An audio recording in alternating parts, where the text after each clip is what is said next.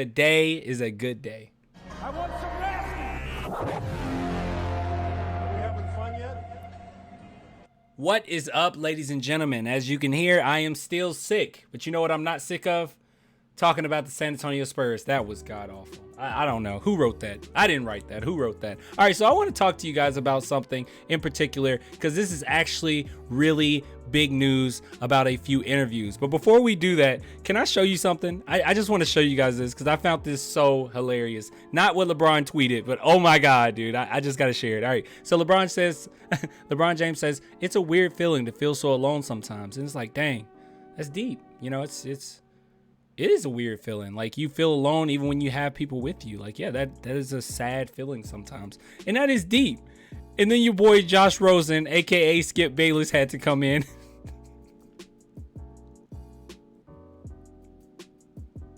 He had to come in to give his take. Hold on. Okay, this is his response. This is Skip Bayless.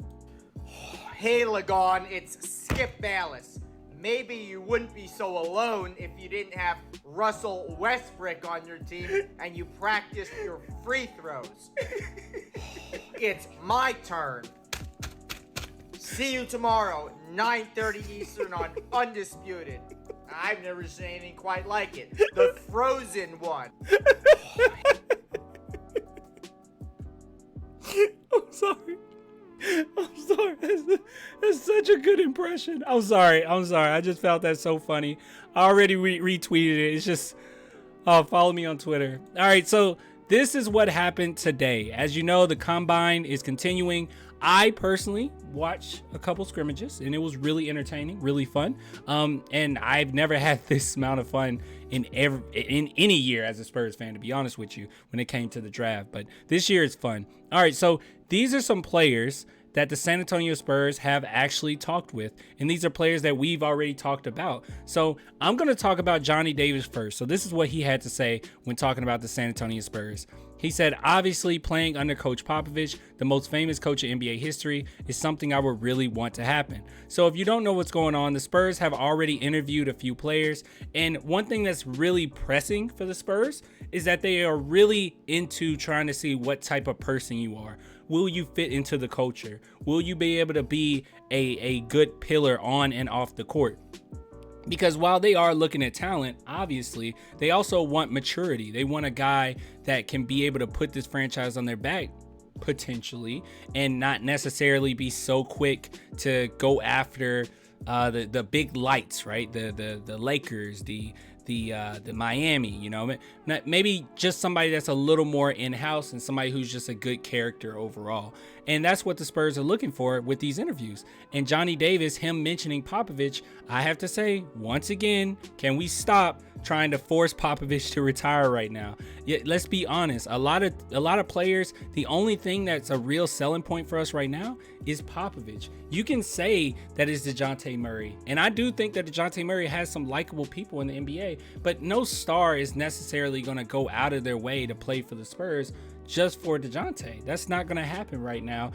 Even Zach LaVine, I think it's going to take a little bit more for him to say, okay, I'm going to come to San Antonio. But one thing for young players is being able to play under Popovich and being able to play under the Spurs system is very helpful for their development. It's very helpful for them to learn as much as they can about trying to be a leader in the NBA on and off the court. And secondly, what I want to talk about, and Johnny Davis, by the way, I do like him. I think that if they grab Johnny Davis, that's a guy that has already proven that he can be a star of his own team, and his team was very reliant on him in college. So if he came to San Antonio, that would be huge because he's already had that experience as the leader. One thing that we've talked about with Josh Primo is that not necessarily that Josh Primo can't be a leader, because I think that he's going to be a really good leader. But one thing about Josh is when he was in college, when he was at Alabama, he was more of a catch and shoot player. When he came to the NBA, they sent him to the G League. He came more into his own, and they had to kind of push him to be that playmaker, push him to be the guy, right? And then once he got to the San Antonio Spurs roster and played a little bit more with the Spurs, they took him back to the Alabama days, and he was more of a catch and shoot player. But Johnny Davis, if he came to the Spurs, he would initially come in and be Johnny Davis. All right, so let's move on to the next one. I just wanted to give that little soliloquy before we segue into Eason. All right, so this is what Eason had to say. And he's a phenomenal talent, huge upside. And this is what he had to say. I see their player development and how they do things, and I really like them as a team. They've been on my radar for a while. So the Spurs also interviewed him, and a lot of Spurs fans are pretty happy about the potential of grabbing him, which I am too. He's probably one of the most complete players in this draft, and he does have a huge upside. And he's had many different comparisons. Some people have compared him to Jimmy Butler, which I don't necessarily see. Some people say Kawhi, which everyone gets compared to Kawhi. But overall, look, just those type of comparisons, it's really easy to see, okay, he has somewhat upside. He has a lot of athletic ability. He's a very good teammate from how he comes across. He's very mature. He's very strong, and he knows how to play basketball very well. Okay, he has a nice jump shot, really nice form. Everything about him is pretty NBA ready. So this is what I really want to talk about. The reason why I skipped over him, because this is actually my favorite prospect right now, and he's also one that you would definitely gamble on if you were the San Antonio Spurs. So Jeremy Sochan, sometimes I see Sochan and sometimes I see Sochan. I'm going with Sochan. Said he interviewed with the Spurs and it went crazy, shaking hands with Manu.